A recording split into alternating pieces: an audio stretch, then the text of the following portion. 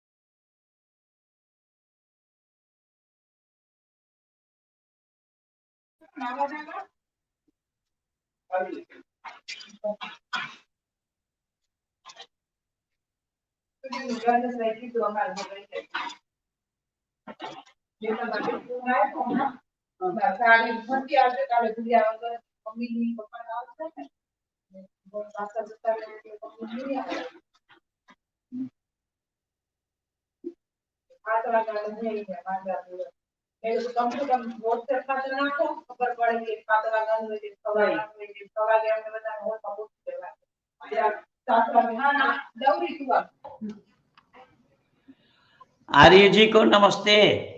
नमस्ते नमस्ते नमस्ते नमस्ते जी। जी जी जी नमस्ते नमस्ते जी। ये मैंने आप लोगों को लिखकर बताया था कि आज रात्रि के 8 से 9 तक मेरा ये स्ट्रीम लाइव स्ट्रीम में मैं रहूँगा और अपने मित्र मंडली को भी इसमें जुड़ने के लिए मैंने आमंत्रित किया था। इसमें बहुत सारे लोग जुड़े हैं।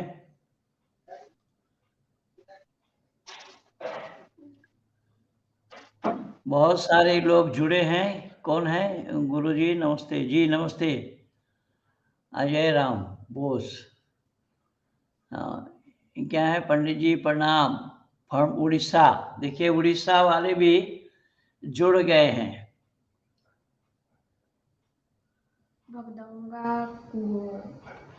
और बहुत सारे लोग जुड़ गए हैं और आहिस्ता आहिस्ता आप लोग जुड़ते रहिए।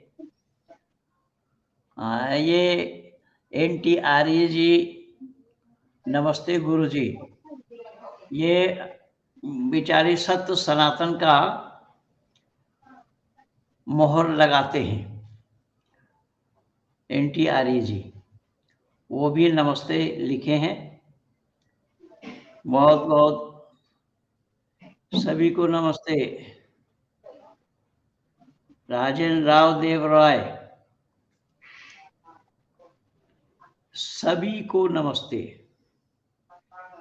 आपको भी बहुत बहुत धन्यवाद है। पंडित जी नमस्ते और मंगललाल जी को भी नमस्ते। जी जी बहुत बहुत धन्यवाद धन्यवाद आपको धन्यवाद। नेमीचंद के वहाँ पे बहुत सारे साहित्य गए हैं। अच्छा अच्छा हाँ पंडित जी नमस्ते फ्रॉम जम्मू। देखिए जम्मू से भी आपके पास लोग जुड़े हैं। आपके विचारों को सुनने के लिए जम्मू से भी लोग जुड़े हैं। चक्रवर्ती कौन? PC चक्रवर्ती नमस्ते सऊदी अरब से। देखिए परमात्मा की असीम अनुकंपा है कि हमारे साथी देश दुनिया से लोग जुड़े हैं मेरे साथ। ये माननीय चक्रवर्ती जी बंगाल के हैं, पूर्वी हो या पश्चिमी, लेकिन रहते हैं सऊदी अरबिया में, नौकरी करते हैं। इसके बावजूद व्यस्तता के बावजूद भी समय निकाल कर हम लोगों के साथ जुड़ जाते हैं। ये कितनी महानता है। और ये भाई माननीय मगनलाल जी की संदीपन रॉय कहाँ चला गया? और इस तरीके से जो हम लोगों का प्रयास निरंतर जारी है लोगों को सत्य के साथ जोड़ने का। हमारा और आपका उद्देश्य केवल और केवल सत्य क्या है उसे जानने का, सत्य को अपने जीवन में उतारने का और सत्य पर अमल करने का। बाकी दुनिया में बहुत कुछ हो रहा है, उधर हमें जाने की आवश्यकता नहीं है। कि ये आयुष जी क्या लिख रहे हैं कि वेद संहिता मानव निर्मित है या ईश्वर? फिर वेद लिपिबद्ध, वेद ईश्वरीय ग्रंथ या मानव निर्मित ग्रंथ, बताइए। इसमें YouTube में मेरा वेद ही ईश्वरीय ज्ञान क्यों है, उसमें वीडियो लगा हुआ है, वहीं पर सुनो, वहीं पर पा जाओगे। बेतुकी सवाल न करो। मैं पहले से ही बोलता आया हूं, 1000 से ज्यादा वीडियो लगा हुआ है वहां पर। वेद ईश्वरीय ज्ञान क्यों और कैसे है, मानव निर्मित होने का कोई सवाल ही पैदा नहीं होता। जितने भी मजहबी ग्रंथ हैं वो सब मानव निर्मित है। वेद ईश्वरीय ज्ञान है, आदि सृष्टि से है, मानव मात्र के लिए है। ये 1-2 बार नहीं, 1000 बार बोल चुका हूं।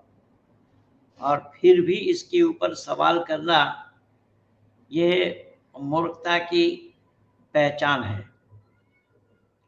तो जब हम सत्य के साथ जोड़ रहे हैं, दुनिया को जुड़ने के लिए प्रयास कर रहे हैं, दुनिया को ये बतला रहे हैं कि सत्य हमारा मानव जीवन का लक्ष्य है, सत्य से ही मानव जीवन में कल्याण होता है। मानव अपने जीवन को कल्याणमय बना सकता है केवल सत्य को धारण करके। सत्य का धारण, असत्य का परित्याग। इसको म्यूट कर दो।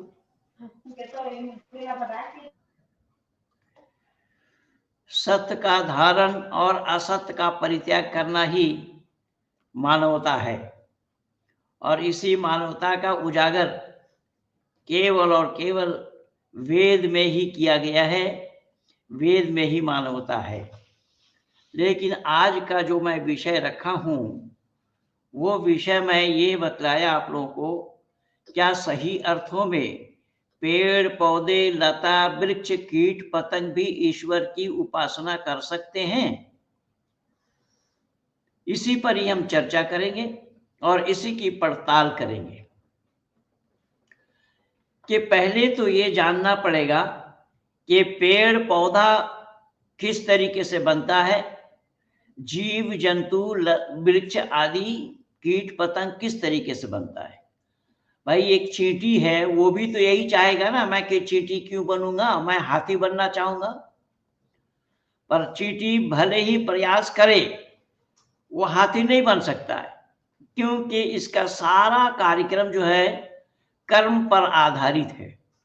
कर्मफल सिद्धांत के आधार पर परमपिता परमात्मा जो जिस योनि के कायल हैं, जो जिस योनि के काबिल हैं, उसी योनि में उन्हें भेजते हैं।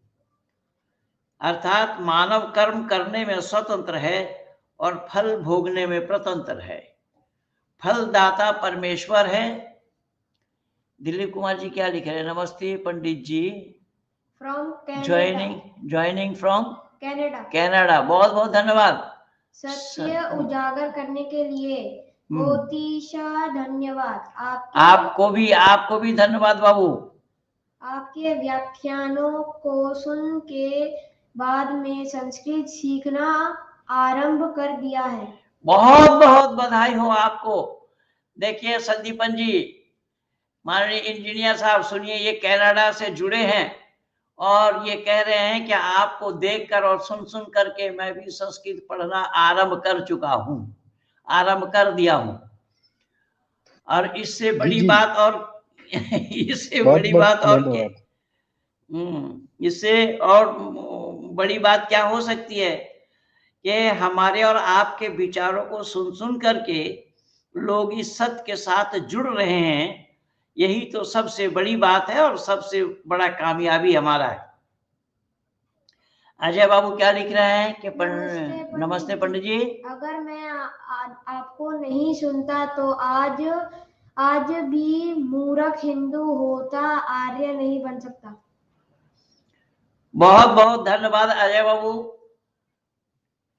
ऐसा है कि आपने मुझे सुना या हमारे चैनल में आए हुए लोगों के विचारों को सुना, और उन विचारों को सुनने के बाद आपने अपने को सत्य से जोड़ा है। कौन मूर्ख है कौन विद्वान है उसकी पड़ताल हम नहीं कर रहे हैं और ना करेंगे। मूर्ख है या नहीं है इसका प्रमाण तो केवल इतना ही है कि लोग दूध मिला पानी डाल रहे हैं या पानी मिला दूध डाल रहे हैं, जिस पर डाला जा रहा है उसको पिलाया जा रहा है ये बताते हैं, चढ़ाया जाता है ये बताते हैं। क्या उसको एहसास हो रहा है कि हमें कोई पानी मिला दूध या दूध मिला पानी चढ़ा रहा है? अब इसी मीटर से आप नापते चले जाइए कौन मूर्ख है और कौन विद्वान है। यही कारण बना कि इसी मूर्खता ने मानव को सत्य से दूर रखा है। हमारा आपका संपर्क सत्य से है, क्योंकि मनुष्य वही है जो विचारशील है, विचारवान है, विचार पूर्वक कार्य करता है, उसे मनुष्य कहा जाता है। मत्वा कर्मणि सिद्धते कहा गया है यास्क ने, यास्क ऋषि ने अपने वक्तव्य में यही बतलाया है कि मत्वा कर्मणि सिद्धते, मनुष्य वो है जो विचारवान है, विचारशील है, विचार पूर्वक काम करता है। जिस काम को करता है उस काम की सार्थकता को जान करके काम करता है, ये मानव का काम है। यस्य मानवः ये बताया गया है। जो विचार पूर्वक काम करते हैं, विचार की सार्थकता को जान करके काम करते हैं, उसी का ही नाम मानव होता है। जब विचार की सार्थकता को न जाने और उस काम को करे, वह मानव कहलाने के अधिकारी नहीं है, मानव कोटि में नहीं आएंगे वो। इसलिए अजय बाबू मैं आपको धन्यवाद देता हूं। परमपिता परमात्मा की असीम अनुकंपा है कि आपको परमात्मा ने सत्यान्वेषी बनाया है। सत्य के साथ आप जुड़े हैं, सत्य के साथ आप जुड़े रहिए तो आपके जीवन में आप निरंतर उन्नति करते रहेंगे। संदीपन राय जी को सादर नमस्ते। संदीपन राय जी कनेक्टेड हैं? ये योगेश कुमार जी आपको विशेष करके नमस्ते लिखे हैं तो मैं जवाब दे रहा हूं, आपको भी नमस्ते। हम एक सुशांत माझी जी क्या लिख रहे हैं? पंडित जी हम एक खुशी है, हमें एक खुशी है कि आप जैसे कोई धर्म का सही व्याख्या करके लोगों को बहुत सारी ज्ञान मिलने का अवसर देते हैं। जी आपको भी बहुत बहुत धन्यवाद है माझी जी कि आपने भी इसी सत्य को जानने का प्रयास किया है और आप उसी सच्चाई को जानकर जी आपने भी उस सच्चाई को जाना है और सत्य के साथ आप जुड़े हैं। योगेश जी अपने संदीपन रॉय जी को आपने नमस्ते लिखा है, उन्होंने आपकी नमस्ते को स्वीकार किया है और अभिवादन आपको भी नमस्ते कहा है उन्होंने। तो माननीय सुशांत माझी जी आपको बहुत बहुत धन्यवाद है कि परमात्मा आपको और शक्ति दे। मैं परमात्मा से यही विनती करूंगा। तो मैं ये निवेदन कर रहा था कि आखिर ये जीव जंतु कीट पतंग बनते कैसे हैं? सब अपने किए कर्मों के अनुसार ही कोई कीट बनता है, कोई पतंग बनता है, कोई लता बनता है, कोई वृक्ष बनता है। वो सब योनि दर योनि में ट्रांसफर होते हैं। उसी तरीके से मानव एक योनि है, मानव एक योनि है। मानव योनि मिला उसके अगले किए कर्मों के अनुसार। इसीलिए बाबा तुलसी ने भी इस पर मोहर लगाते हुए कहा कर्म प्रधान विश्व राची राखा। कर्म प्रधान है, कर्म के बगैर मानव जीवन सफल नहीं होगा। तो मानव अपने कर्म के अनुसार मानव जीवन को प्राप्त किया है, तो मानव जीवन में आकर उसको ऐसा कर्म करना चाहिए कि आगे उसकी उन्नति हो। तो मानव की उन्नति क्या है कि मानव देवत्व को प्राप्त करे, देवता बने। देवता कोई आसमान से गिरते नहीं है, आसमान से टपकते नहीं है। देवता मानव ही देवता बनते हैं और मानव ही राक्षस बनते हैं अपने कर्मों के अनुसार। जैसा मर्यादा पुरुषोत्तम राम देवत्व के गुण होने के कारण मर्यादित पुरुषों में उन्हें गिने गए, जाने गए, माने गए और वो पूज्य बने। उसी काल में रावण भी था, जो रावण 4 वेद कंठस्थ था, 6 दर्शन जिसे कंठस्थ था, जिसको दशानंद कहा जाता है। इसलिए मूर्ख लोगों ने रावण का 10 मुख बना दिया, 10 सिर बना दिया है। लेकिन मूर्खों को ये पता नहीं लगा कि 10 सिर किसी आदमी का होना संभव नहीं है, वो सो नहीं पाएंगे। लेकिन फिर भी इनकी मूर्खता का क्या दाद दिया जाए।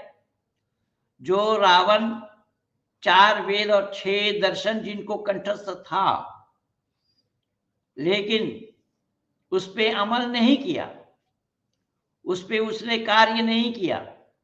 मर्यादा पुरुषोत्तम राम रावण जैसे विद्वान नहीं थे, मैं दावा के साथ कह रहा हूं और जान करके कह रहा हूं। लेकिन जितना वो जानते थे उस पर वो अमल करते थे, उतने पर ही वो अमल करते थे। रावण जानता बहुत कुछ था, लेकिन उसका अमल नहीं था। अमल ना होने के कारण वो रावण बना। जैसे अरबी में भी बोला गया है, अल इल्म बिला अमलिन कश्शजरु बिला मतरिन। अर्थात इल्म तो है, लेकिन अगर उसमें अमल नहीं तो जैसा मेवे का पेड़ है लेकिन उसमें मेवा नहीं है, कांटा है। ठीक इसी तरीके से रावण का जीवन था। यही कारण बना कि आज हमारे घर में कोई भी माता पिता रावण नाम नहीं रखते अपने बेटे का, अपने बेटी का सूर्पनखा का नाम भी नहीं रखते। यही सब कारण है। तो पेड़ पौधे जितने भी हैं ये सब अपने किए कर्मों के अनुसार ही बने हैं। क्या लिखा था इसको तो देखा नहीं, क्या था? पंडित जी आपको मेरा सादर नमन। आपको मैं पानीपत थर्मल से सुन रहा हूं। जी हाँ, आपके थर्मल पावर में, पानीपत के थर्मल पावर में मैं गया हूं। आप व्यावहारिक आचार्य हैं, आपकी शैली ज्ञान वर्धक है। बहुत बहुत धन्यवाद। आपके थर्मल पावर में मैं गया हूं, वहां पर मुझे सम्मानित किया था मुनि जी ने। बहुत बहुत धन्यवाद विजय बाबू आपको। परमात्मा आपको और सत्यान्वेषी बनाए और सत्य के साथ आप जुड़े। संदीपन मजुमदार जी क्या लिख रहे हैं? पंडित जी, कौन सा वेदों में और किस किस को माँ का दर्जा दिया गया है, काइंडली जानकारी दीजिए, धन्यवाद। संपूर्ण वेद को माता कह के ही पुकारा गया है। वेद माता, वेदामेतम पुरुषम महंतम आदित्य वर्णम तमसा परस्तात् बताया गया है। वेद माता प्रचोदयंताम, ये बोला गया है। वेद को माता कहा गया है। तो वेद कौन कौन सा वेद नहीं है? वेद तो मूलतः एक ही है। ये 4 कांड है, 4 भाग है, ज्ञान कर्म उपासना और विज्ञान, सबको मिला करके एक वेद है। इसीलिए वेद को माता कहा गया है। जी गुरुदेव जी, मैंने आपको और आर्य मगनलाल जी को भी सादर नमस्ते बोला है और मैं आपके हर वीडियो को लाइव सुनता और देखता हूँ, फेसबुक पेज पर शेयर भी करता हूँ। आपसे बहुत प्रेरणा मिलती है, इसलिए आपसे जुड़ा हूँ। बहुत बहुत धन्यवाद योगेश बाबू आपको। परमात्मा आपको और शक्ति दे।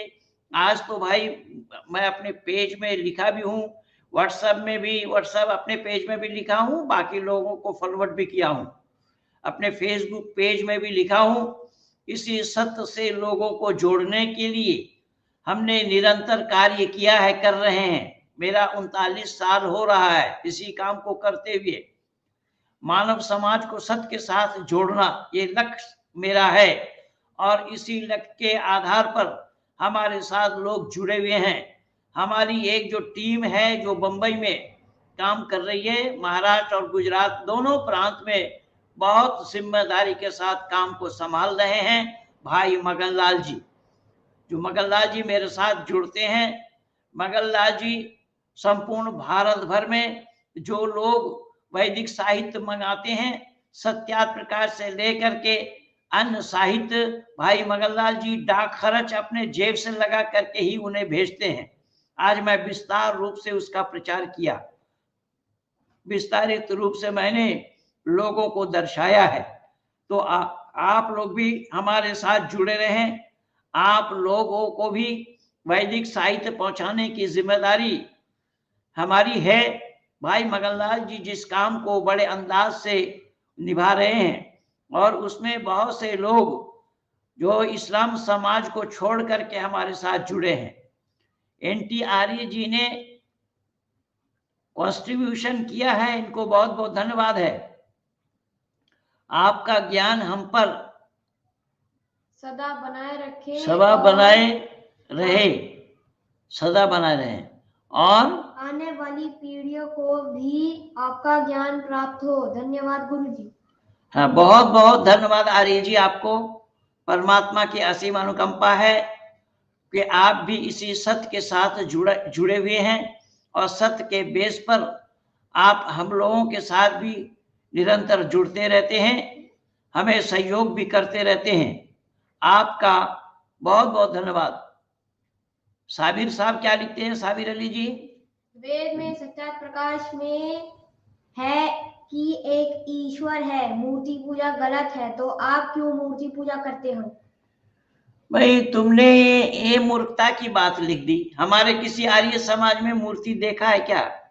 या किसी आर्य समाजी को मूर्ति पूजते देखा है क्या? हम मूर्ति पूजा के खिलाफ बोलते रहते हैं, तुम सुनते नहीं हो। मूर्ति पूजा करना वेद में सर्वथा निषेध है। ना तस्य प्रतिमा अस्ति बोला गया है। ईश्वर की कोई प्रतिमा नहीं, कोई प्रतिछवि नहीं, कोई प्रतिमूर्ति नहीं है। ईश्वर एक है, वो निराकार है, सर्वव्यापक है, सर्वअंतर्यामी है, अजर अमर अभय नित्य पवित्र और सृष्टि करता है। तुम्हारा अल्लाह सृष्टि करता अगर होता तो अल्लाह को ये कहना ही नहीं पड़ता कि पेड़ पौधे लता वृक्ष कीट पतंग भी अल्लाह की सना करते हैं। देखो मैं आज सुना देता हूँ, सुभान अल्लाह माफी समावाति व माफिल अर्ज़ व हुवल अज़ीज़ुल हकीम, सूरा नंबर 61 आयत नंबर 1। और अल्लाह की तस्बीह हर उस जीव ने जो आकाश और धरती में है, वही प्रभुत्वशाली तत्वदर्शी है। क्यों? ये तो अल्लाह के लिए बोला गया, अल्लाह प्रभुत्वशाली और तत्वदर्शी है, लेकिन वो अल्लाह को ये मालूम नहीं है कि आकाश में और पाताल में जीव जंतु जितने भी हैं वो सब अल्लाह की इबादत करते हैं। पशु पक्षी इबादत के लायक है। अगर पशु पक्षी इबादत के लायक होते तो फिर वमा खलक़तुल जिन्न वल इंसा इल्ला लियअबुदून क्यों कहा जाता कि मैंने जिन और इंसान को बनाया जो हमारी इबादत करे। तो अल्लाह की कौन सी बात सही है? फिर सूरा 59 आयत नंबर 1 में अल्लाह ने जिक्र फरमाया है, सुभान अल्लाह माफी समावाति व माफिल अर्ज़ व हुवल अज़ीज़ुल हकीम। अल्लाह की तस्बीह की है हर उस चीज ने जो आकाशों में और धरती में है, और वही प्रभुत्वशाली तत्वदर्शी। प्रभुत्वशाली अल्लाह के लिए बताया गया, लेकिन आकाश में और धरती में जो जीव है वो सब अल्लाह की इबादत करते बता, तस्बीह करते बताए, गुणगान गाते बता रहे हैं। ये क्यों और कैसा संभव है? अल्लाह अगर दुनिया का बनाने वाला होता तो अल्लाह को पता होना चाहिए था ना कौन जीव किस तरीके से बने, कैसे बने हैं, जीव बनने का कारण क्या है, ये अल्लाह को मालूम नहीं। फिर भी अल्लाह बके जा रहे हैं। नीरज बाबू ने भी कॉन्ट्रीब्यूशन किया है, बहुत बहुत धन्यवाद। क्या लिखे? नमस्ते गुरुजी, और सभी को धन्यवाद है। धन्यवाद के साथ लाइव में जुड़ने का मौका देने के लिए बहुत बहुत धन्यवाद आपको नीरज बाबू। आप तो निरंतर जुड़ते रहते हैं, परमात्मा की असीम अनुकंपा है। लेकिन अल्लाह की ये उपदेश देखिए, अल्लाह का उपदेश क्या है कि मुसलमानों को किस तरीके से अल्लाह ने मूर्ख बनाया है। और मुसलमानों को अल्लाह ने कहा कि आकाश में, धरती में जितने भी जीव जंतु है, क्या आप सनातनी मनुस्मृति को मानते हो? अगर हाँ तो मेरे बहुत सवाल है मनुस्मृति के ऊपर जो गलत है। मनुस्मृति के ऊपर सवाल है तेरा, और नीचे किसका सवाल है? नीचे सवाल किसका है बे? अबे साबिर अली, मनुस्मृति तुझे मिला कहाँ है? तू विशुद्ध मनुस्मृति पढ़, डॉक्टर सुरेंद्र जी की लिखी हुई, उसमें पढ़ और उसमें से सवाल उठा, जवाब दूंगा। हम सनातनी हैं या पुरातनी हैं, ये तुझे पता ही नहीं है कि हम लोग क्या हैं। वैदिक संस्कृति में ईश्वर आज्ञा पालन करना ही एकमात्र उद्देश्य है मानव समाज का। ये अल्लाह जैसा, अल्लाह ने किस तरीके से तुम लोगों को मूर्ख बनाया है, इसको देखो। अल्लाह ने बोला कि आकाश और पाताल में ये जितने भी हैं जीव जंतु, उड़ने वाले और चलने वाले, सब अल्लाह की तस्बीह करते हैं। ये जीव जंतु अल्लाह की तस्बीह करने की सलाहियत जीव जंतु में है। तुमने अपना दिमाग को गिरवी रख रखा है इस्लाम के पास। इसलिए तो मैं बहुत बार बोला कि मजहब अंदर, बुद्धि बाहर। मजहब के पास बुद्धि का कोई काम ही नहीं है। वहां तो कुल्लु मा जाअ बिहि रसूल मिन इंदिल्लाह बतलाया गया है। रसूल ने जो बतलाया अल्लाह की तरफ से, बिना चू चिरा किए हुए, बिना छानबीन के उसको मान लेना। केवल इतना ही नहीं, अल्लाह ने कुरान के सूरा बकर में पहले ही बता दिया, ज़ालिकल किताबु ला रैब फीह, कोई शक व शुबा की गुंजाइश नहीं इस किताब में अंदर। अब उसमें अगर शक है फिर भी तुम शक नहीं कर सकते हो। उसमें कितने शक है, उसी पर ही तो सारा मेरा काम किया। ये भी बोल रहा हूं, ये शक नहीं है क्या? ये उड़ते हुए पतंग जो है वो भी अल्लाह की तस्बीह कर सकते हैं। अल्लाह को कुछ भी जानकारी नहीं है, अल्लाह को अता पता कुछ भी नहीं है। क्या लिखा फिर? क्यों मनुस्मृति का हवाला दयानंद सरस्वती ने अपने सत्यार्थ प्रकाश में नहीं दिया? बिल्कुल दिया है। तो मिलावट रूपी मनुस्मृति का ऋषि दयानंद ने हवाला नहीं दिया, विशुद्ध मनुस्मृति का हवाला दिया है। तुझे मालूम भी है कि कौन सा विशुद्ध है और कौन सा मिलावट क्या हुआ है, उसको तू जानता नहीं। इसीलिए आप पहले कुरान का क्लियर कीजिए ना, आप पहले कुरान को क्लियर कीजिए। कुरान समझ में आ गया है क्या? इनको कुरान समझ में आ गया है क्या? ये तब कुरान तो समझने मनुस्मृति वाले, पे सवाल करेगा। ये कुरान समझने वाले थोड़ी हैं। ये कुरान को क्या समझेंगे? कुरान तो अल्लाह ने इनको समझने के लिए मना किया कि समझो मत, ज़ालिकल किताबु ला रैब फीह, इसको शक न करो। और उसमें शक अगर हो फिर भी शक नहीं किया जा सकता।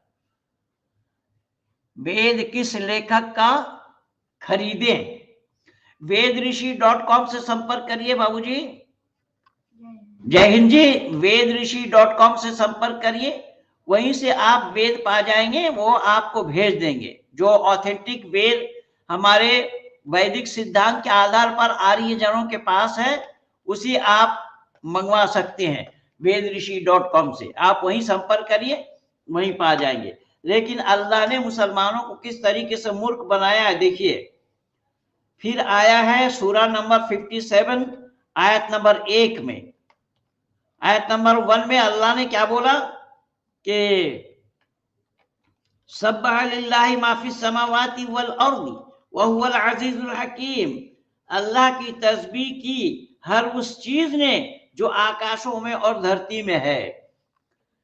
अल्लाह को ये पता ही नहीं है कि जीव जंतु जितने भी हैं, लता वृक्ष और पतंग, कीट पतंग, ये अल्लाह की इबादत नहीं कर सकते। हाँ, अल्लाह की कर सकते हैं, लेकिन परमात्मा की इबादत नहीं कर सकते। उनमें इबादत करने की सलाहियत नहीं है, उनमें इबादत करने की खूबी नहीं है। एक मानव को छोड़ करके कोई भी परमात्मा को न जान सकता है, न पहचान सकता है, न उसकी इबादत कर सकता है।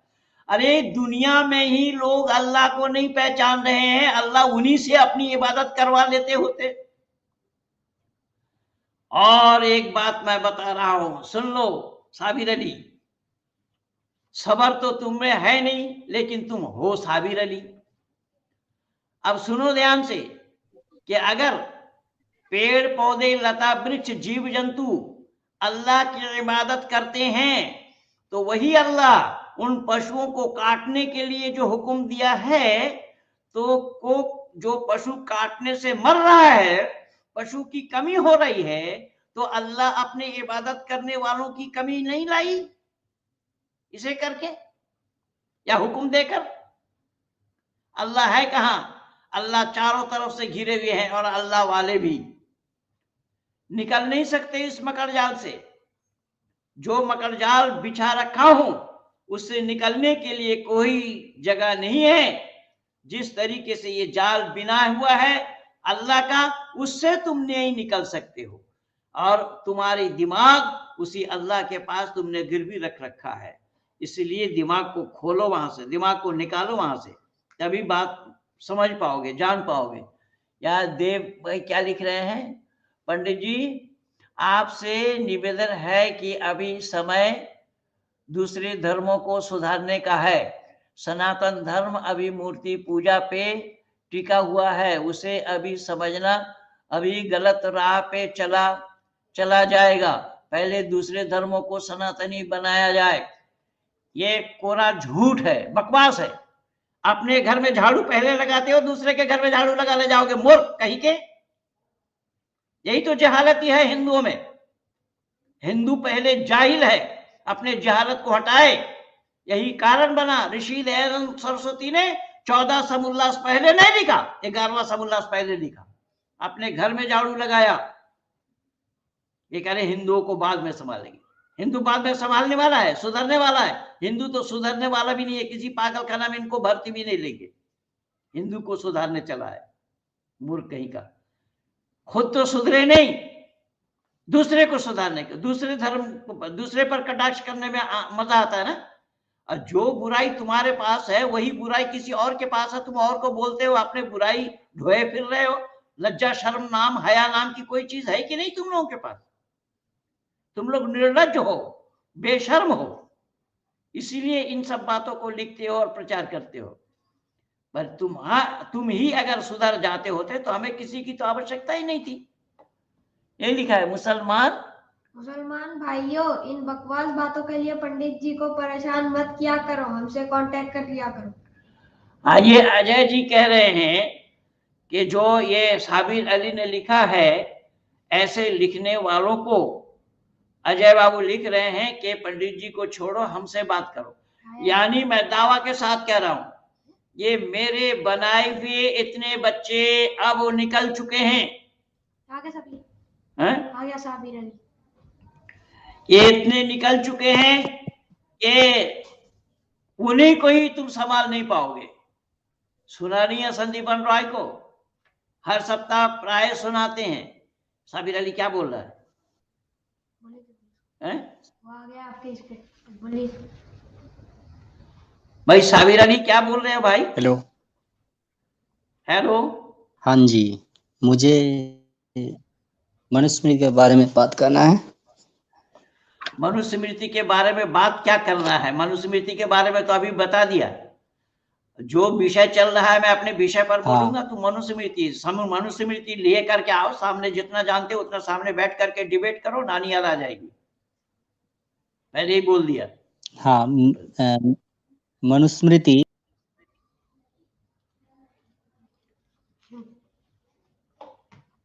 यानी अल्लाह ताला ये फरमा रहे हैं, तो सब्बिहु लहु समावाति सब्बहा वल अर्द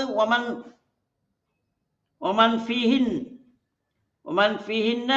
व इन्न मिन शैइन इल्ला युसब्बिहु बिहम्दिही वलाकिन ला तफ़क़हूना तस्बीहुम इन्नहु काना हलीमन गफूरा।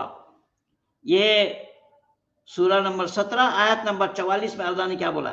सातों आसमान और धरती और जो कोई भी उनके बीच में है उसकी तस्बीह, वो अल्लाह की महिमा गान करते हैं और उसे कोई चीज नहीं जो गुणगान ना करने दे या ना करती हो। यानी सातों आसमान और जमीन में कोई ऐसी चीज नहीं जो अल्लाह की गुणगान ना करती हो। ये अल्लाह का ज्ञान कहाँ तक है ये तो दुनिया वाले समझेंगे, और इसी अल्लाह को जिन लोगों ने ज्ञानवान मान रखा है, ये साबिर अली जैसे, वो मनुस्मृति में बात करने के लिए, मनुस्मृति होता है कि स्मृति होता है ये भी नहीं जानता, मनुस्मृति पर बात करने के लिए आया है। यहाँ विषय जो चल रहा है उस विषय पर बात कर, जो मैं बोल रहा हूं इसका जवाब हो तो लिया, किसी मुफ्ती मौलाना आलिम को भेज, यहां जवाब दे सकता है क्या कि जो मानव के इतर यानी मानव के अतिरिक्त कोई है दुनिया में जो उसकी उपासना कर सके, उसकी इबादत कर सके, उसकी इबादत के लिए केवल और केवल मानव ही है, मानव ही उसे जान सकता है। यही कारण बना, इसका मैं छोटा उदाहरण दे रहा हूं, सुन साबिर अली, बकवास बाद में करना, आउट कर इसको। ये तो पाटिल अंकल है। पाटिल अंकल? हाँ कर ले। सुनो साबिर अली ध्यान से, ये प्रमाण मैं दे रहा हूं कि पशु पक्षी इबादत अल्लाह का नहीं कर सकता। पशु पक्षी अगर अल्लाह का इबादत करने के लायक होता तो अपना खेत और दूसरे का खेत को भी जानता। देखो इस्लाम का दीवाना निकला हुआ है दिमाग का। कोई पशु नहीं जानता ये खेत मेरा है या मेरे मालिक का है या दूसरे का है। अगर ये पशु पक्षी को ज्ञान होता तो पशु फिर दूसरे के खेत में जाकर के ना चुगते और ना उसको पकड़ लिया जाता, ना उसको बंद किया जाता और ना उसको पशुओं के जेल में डाला जाता। इसीलिए इससे ये साफ पता चल रहा है कि पशु पक्षी में ये खूबी नहीं है, ये सलाहियत नहीं है कि हमारा और पराया का ज्ञान हो, पहली बात। दूसरी बात यह है कि जो अल्लाह की जहालत को देखिए, अल्लाह किस तरीके से मुसलमान को जहालत में धकेला है। अल्लाह ने कहा कि पशु पक्षी भी इबादत करता है। पशु पक्षी अगर इबादत करता होता तो फिर पशु पक्षी को भी ये ज्ञान होता कौन मेरी माँ है और कौन बाप है, कौन भाई है, कौन बहन है, ये भी पता होता। फिर पशु अपने माँ से ही संतान उत्पत्ति न करता। अरे अकल के दुश्मनों, किस हॉस्पिटल में भेजा जाए तुम लोगों को? धरती पर कोई हॉस्पिटल नहीं है तुम जैसे लोगों को भर्ती करने के लिए या कराने के लिए। ये मैं अकाट्य प्रमाण दे रहा हूं। कोई कुरान वाला आए, मैं मुफ्ती फजल हमदर्द को बोल रहा हूं जो हमारे मित्र हैं, मुफ्ती यासीर को भी बोल रहा हूं जो हमारे मित्र हैं, जो हमारे मित्र मंडली ये बतलाए, और हमारे भारत में भी बहुत सारे साहिल और जाहिल भी जुड़े हुए हैं, वो सब लोग भी कान खोल करके सुने। वैदिक संस्कृति में और पाश्चात्य संस्कृति में अंतर क्या है कि हमारे यहाँ की मान्यता है एक मानव को छोड़कर परमात्मा को ना कोई जान सकता है ना उसकी उपासना कर सकता है। अगर अल्लाह की ये मान्यता है कि आकाश में 7 आकाश, अब आकाश को भी 7 बना दिया है, 7 आकाश में और जमीन में, धरती में जो भी हैं जीव जंतु कीट पतंग लता वृक्ष सब अल्लाह की इबादत करते हैं। अगर ये मान्यता है, जैसे मैं कुरान की आयतों का प्रमाण आप लोगों के सामने दिया, 1 2 3 4 प्रमाण अभी आप लोगों को दिया है, और भी प्रमाण है मैं दे रहा हूं। मैं निवेदन कर रहा हूं कि फिर पशु पक्षी ये भी जान लेता कि कौन मेरी माँ है। जिस माँ के उदर से वो जानवर जन्म ले रहा है उसी माँ से वो संतान उत्पत्ति कर रहा है। इससे अंदाजा लगा लो कि कुरान की बात ये सच्ची है या झूठी है, इस्लाम वाले सच्चे हैं या झूठे हैं, किस बात को ये मान रहे हैं। अल्लाह का कहना अगर ये सत्य होता तो पशु पक्षी अपने माँ से भी संतान उत्पत्ति न करते, अगर वो इबादत के लायक होता तो। यही तो कारण बना। हैं? 45 हो गया। हाँ ठीक है। ये क्वेश्चन क्या लिख रहे हैं पंडित महेंद्र पाल आर्य जी? गुरु जी, घर वापसी कैसे करी जाए? घर वापसी कैसे करी जाए? घर वापसी करने के लिए जो घर वापसी होना चाहते हैं, पहले तो उनसे समझना पड़ेगा वो क्यों वापसी होना चाहते हैं।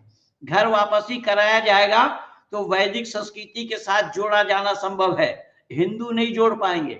कोई भी इस्लाम वाले अगर घर वापसी करता है तो वो कोई मूर्ति पूजा करने के लिए नहीं जाएगा हिंदू बनने के लिए। और ये जो गया है वो भी पाखंड है और पाखंडी के साथ बैठा है, इसलिए पाखंड मचा रहा है। वो पाखंड है क्योंकि पानी मिला दूध कहाँ चढ़ाए, या दूध मिला पानी जहां चढ़ा रहा है, वो वैदिक संस्कृति में उसकी कोई गुंजाइश नहीं है। इसलिए घर वापसी कौन कर रहा है? पहले उसको मेरे साथ मिलाओ, पहले उससे बात कराओ, तो फिर उसको हम समझें क्यों चाहता है, तभी उसको हम सच्चाई बताएंगे। इस्लाम एक ईश्वरवादी है, इस्लाम से सुपर क्वालिटी का एक ईश्वरवाद वेद में है।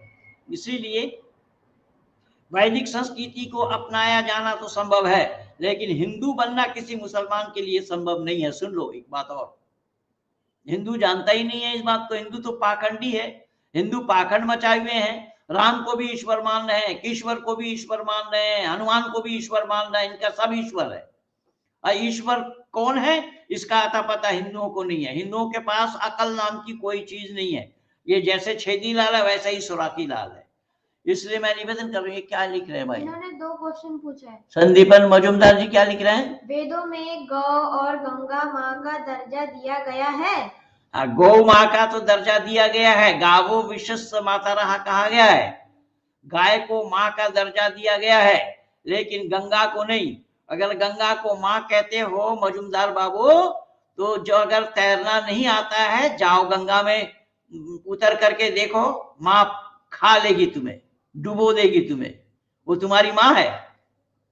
माँ का काम तो रक्षा करने का होता है, तो गंगा को तुम किस आधार पर माँ बोलोगे? यही तो मूर्खता पर ही मैं रो रहा हूं कि हिंदू इस मूर्खता से बाहर आ नहीं सकता। और इस मूर्खता से जिस दिन बाहर आ जाएंगे तो धरती स्वर्ग हो जाएगा। इसी मूर्खता के कारण ही तो ये सारा आज का राजतंत्र भी इसी मूर्खता में फंसी पड़ी है। कहीं कोई गंगा में नहा करके डुबकी लगा करके अपने को मुक्त समझ रहे हैं, जबकि गंगा में नहाने से पाप से मुक्ति पाया जाना संभव नहीं है। मैं बहुत बार बोल रखा हूं, पाप करते हो मन से, मन की शुद्धि कहां से होगी? मन की शुद्धि होगी सत से। सत को तुमने अपनाया नहीं, सत को तुमने जाना नहीं, और गंगा में डुबकी लगाकर पाप से मुक्ति मानते हो अपने को। ये गलत तरीका है। वैदिक संस्कृति में इसको सर्वथा निषेध बताया गया है। एक और क्वेश्चन है। क्या है? वेदों में परमात्मा का उल्लेख है, तो देव देवी पूजा का, मूर्ति पूजा का चलन कब और कैसे शुरुआत हुआ आपके दृष्टि से? ये जैन और बौद्ध से शुरू हुआ है, इसीलिए तो बुद्ध कहा जाता है। बुद्ध बौद्धिस्टों ने बनाया है, जैन ने अपनी मूर्खता से शुरू किया। सत्यार्थ प्रकाश पढ़िए, संदीपन मजुमदार बाबू, सत्यार्थ प्रकाश पढ़िए, उसमें ऋषि दयानंद ने खुलासा किया है। यहां पर अल्लाह ने जिक्र फरमाया है, वयुसब्बिहु अर्राअदु बिहम्दिही वल मलाइकतु मिन खीफतिही वयुरसिलु सुवाअका फयसीबु फीहा मन यशाउ वहुम युखादिलून फी सबीलिल्लाहि वहुवल शदीदुल मिखाल। ये सूरा नंबर 13 आयत नंबर 13 ही है। बादल की गरज उसका गुणगान करती है। लो सुनो और मिलो अल्लाह से। क्या तमाशा है। मुफ्ती फजल हमदर्द भाई, मुफ्ती यासीर साहब, जरा बराए मेहरबानी ये तो बतलाइए, यहाँ अल्लाह ने जिक्र फरमाया है कि वयुसब्बिहु अर्राअदु बिहम्दिही वल मलाइकतु मिन खीफतिही, जबकि बिजली गिरती है उस समय ये दुआ आप भी पढ़ते हैं। अल्लाह ने कहा कि वो जो बिजली गिरती है वो भी अल्लाह के गुणगान करती है। लो, अब अल्लाह को ये पता नहीं कि अल्लाह का गुणगान करने वाला कौन है और किनसे गुणगान किया जाना संभव नहीं है। ये भी अल्लाह को पता नहीं। और उसके भय से कांपते हुए फरिश्ते भी, उसके भय से, उस गर्ज से, भय से फरिश्ते भी कांपते हैं।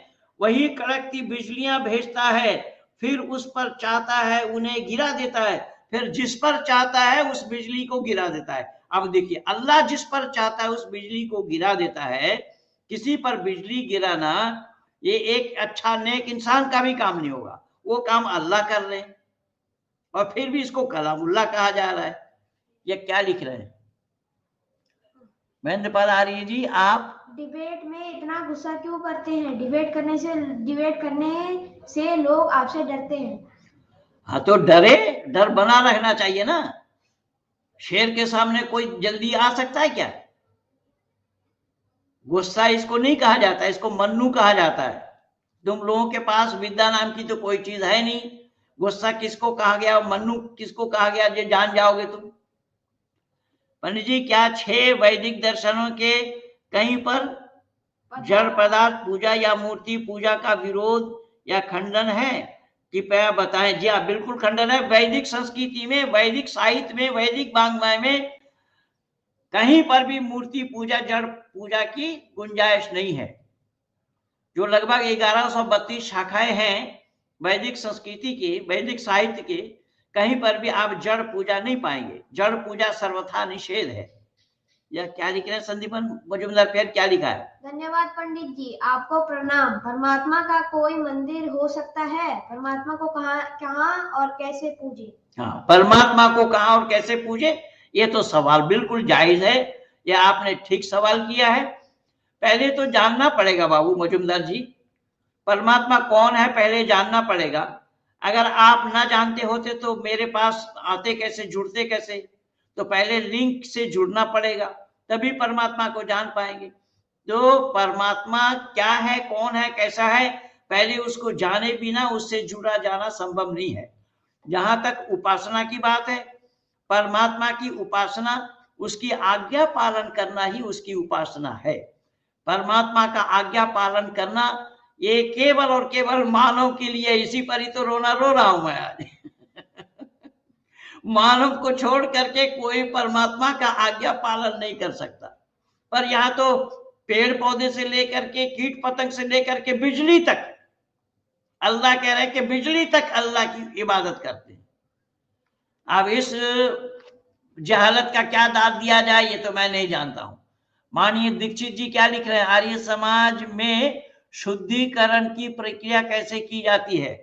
मानव अशुद्ध कोई नहीं होता है, शुद्ध विचारों से होते हैं लोग। कोई मानव अशुद्ध नहीं होता, उसके विचारों को शुद्ध करना पड़ता है। इसलिए मैं बोलूंगा कि आज बिगड़ी है डगर, उस बिगड़ी डगर को बदलो, गांव को बदलो और नगर को बदलो। टोपी को बदलने से न बदलती है निजाम, घर बदलना इंसान के सर को बदलो। स्वामी श्रद्धानंद जी ने जो शुद्धि आंदोलन चलाया, वो शुद्धि आंदोलन ये है कि एक राष्ट्र विरोधी को राष्ट्र भक्त बना देने का नाम शुद्धि है। ये मैं बहुत पहले से लिखा हूं, बोला भी हूं। एक राष्ट्र विरोधी, जब वो मुसलमान होता है तो राष्ट्र विरोधी होता है, जब वो मुसलमान वैदिक धर्मी बन जाता है तो राष्ट्र भक्त हो जाता है। इसीलिए विचारों की शुद्धि होनी चाहिए, विचारों की शुद्धि होती है, मानव कोई अशुद्ध नहीं होता। ये क्या लिख रहे हैं? गुरुजी, ईश्वर कौन है? बोले 7 कांड रामायण सुनने के बाद सीता और राम का संपर्क पूछा जा रहा है। ईश्वर को जानना पड़ेगा पहले, वही तो बोल रहा हूं। सत्यार्थ प्रकाश पढ़ो, जान जाओगे। सत्यार्थ प्रकाश पढ़ने से जान जाओगे। यहां अल्लाह ने कहा वतवक्कलो अलल हय्यिल्लज़ीन ला यमूतु वसब्बहु बिहम्दिही वकफा बिही बजुनूबी इबादिही खबीरा। सूरा नंबर 25 आयत नंबर 58 में अल्लाह ने कहा, और उस अल्लाह पर भरोसा करो जो जीवंत और अमर है, और उसका गुणगान करो, वो अपने बंदों के गुणगानों की खबर रखने के लिए काफी है। इस तरीके से अल्लाह ने पूरी कुरान में ये बतलाया है कि ये जीव जंतु जितना जो कुछ भी है, क्या उन्होंने नहीं देखा कि जिसने पहले कितने ये कितने ही गिरोह को विनष्ट कर दिया। अल्लाह ने कितने गिरोह को विनष्ट कर दिया। अल्लाह का काम देखिएगा, जिस पर चाहते उस पर बिजली गिरा देते हैं। एक अच्छा आदमी का, नेक इंसान का काम भी ये नहीं होगा। और अल्लाह जो चाहते हैं वही करते हैं। तो अल्लाह जो चाहते हैं वही करते हैं। इसीलिए तो मैं असदुद्दीन ओवैसी को बोला कि भाई तू मोदी और योगी को कोस रहा है, हमारे मुसलमानों पर जुल्म किया और ये किया वो किया, तो अल्लाह कहाँ चला गया? अल्लाह उस जुल्म को क्यों हटा नहीं पा रहे हैं? अल्लाह से फरियाद कर। फिर वो कह रहा है कि योगी चले जाएंगे मठ में, मोदी चले जाएंगे पहाड़ों में, और तू कहाँ कबड्डी खेलेगा? तो इस समय अल्लाह नहीं है। इसका मतलब असदुद्दीन ओवैसी के इस वक्तव्य से पता लगा इस समय अल्लाह नहीं है। अगर मुसलमानों का राज होता तो अल्लाह होता। अब हिंदुओं का राज है तो अल्लाह नहीं है। अल्लाह मुसलमानों पर ज्यादती जो हो रही है हिंदुओं के द्वारा, वो कराने वाला भी अल्लाह है। सुन मूर्ख लोगों, जो जहालत है तुम लोग जानते नहीं हो। इसलिए क्या बोल रहा है पंडित जी, मंटू शील जी? क्या बोला पंडित जी? আগরতলা একটি সভার আয়োজন করুন।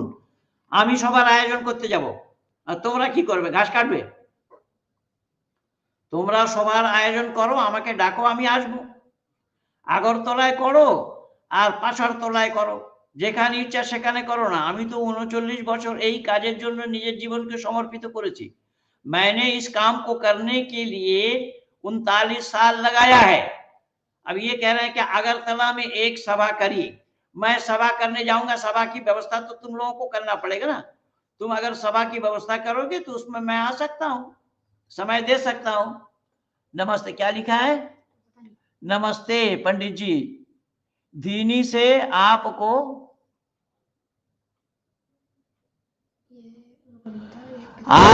सुन रहा हूं। आपका बहुत बहुत धन्यवाद, बहुत बहुत शुक्रिया आपका भी। रमेश कुमार आर्य जी, इन्होंने उर्दू में लिखा है। भाई बहुत दिनों से आपको सुन रहा हूं, आपको बहुत बहुत धन्यवाद। धन्यवाद तो आपको है जो आप बहुत दिनों से सुनते हैं, मैं आपका शुक्रगुजार हूं। यश जी फिर क्या लिख रहे हैं? महेंद्र पाल आर्य जी, वैदिक साहित्य से और लोगों को जोड़ते हैं, तो वो पूछते हैं इससे अर्निंग क्या होगी? असली अर्निंग तो पाखंड में है। शायद इसी वजह से हमको ये सब झेलना पड़ रहा है। हाँ तो ये इसका यश बाबू, इसका मतलब पेट पालना ही उद्देश्य मान लिया है ना, चाहे गलत करना पड़े। आपको अर्निंग चाहिए, बिल्कुल। तो ये सरासर गलत है। पेट पालने के लिए कुत्ता बिल्ली नहीं पेट पाल रहे हैं। कुत्ता भी बिल्ली भी तो अपना पेट पाल रहे हैं। पेट पालने के लिए तो मनुष्य नहीं है। और मनुष्य के साथ ही धर्म है। इसीलिए फिर मैं बोल रहा हूं, मनुष्य के साथ ही धर्म जुड़ा हुआ है। मनुष्य ही ईश्वर को जान सकता है। मनुष्य ही जानता है आप अपना और पराया को। इसलिए मानव बनने से ही बात बनेगी। मानवता के बात कुरान में नहीं है। इसलिए हमारे दीक्षित जी क्या लिख रहे हैं? महान ऋषि पंडित श्री महेंद्र पाल आर्य जी को कोटि कोटि प्रणाम। ऐसा नहीं है दीक्षित जी, महान ऋषि ये शब्द मत कहिए। महेंद्र पाल आर्य को इतना ऊपर से मत गिराइए जो हड्डी पसली चूर हो जाए। ऐसा नहीं। ऋषि क्या है, ऋषि किनको कहा जाता है, उसे जानना पड़ेगा। जो मनमानी ऋषि कह देंगे किसी को, बात नहीं बनेगी और कोई स्वीकार भी नहीं करेगा। भले ही आप मेरे सम्मान के लिए कह रहे हो, सम्मानित शब्द अलग होता है, और किसी को ऋषि कहना ये सरासर झूठ है और गलत है। यही तो परेशानी है कि हिंदू आज तक ये जान नहीं पाया किसको क्या कहा जाए। जब ईश्वर को ही नहीं जान पाया तो औरों को क्या जानेगा। हिंदू आज तक ईश्वर को नहीं जान पाया। जिसपे दूध मिला पानी चढ़ा रहे हैं, उसी को ईश्वर मान करके चढ़ा रहे हैं। और उस दिन जब मैं बोला, जो दिखा रहा था वो चैनल का नंबर आ रहा था, उसी चैनल के नंबर में मैं फोन किया तो फौरन उस सीन को हटा दिया। अब इसे देखिए, सच वही है जो सर पर चढ़कर बोलता है।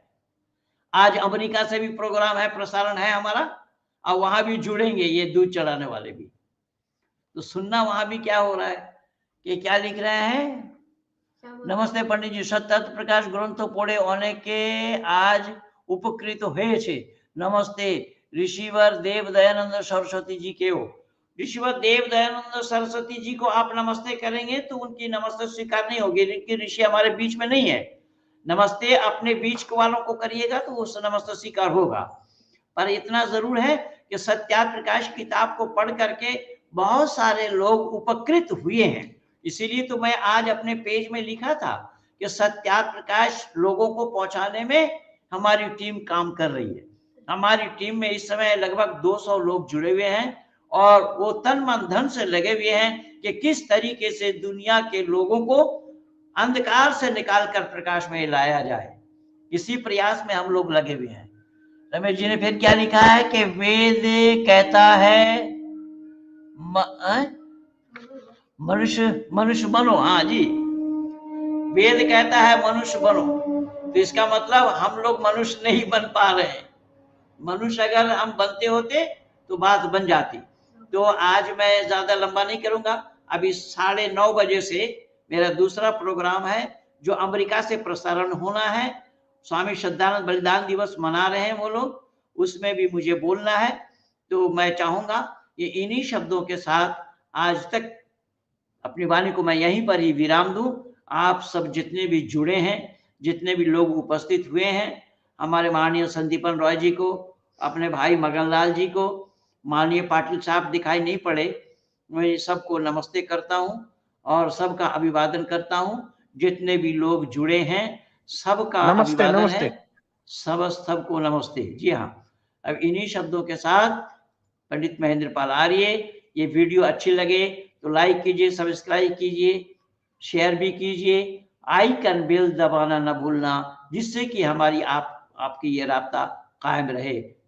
धन्यवाद के साथ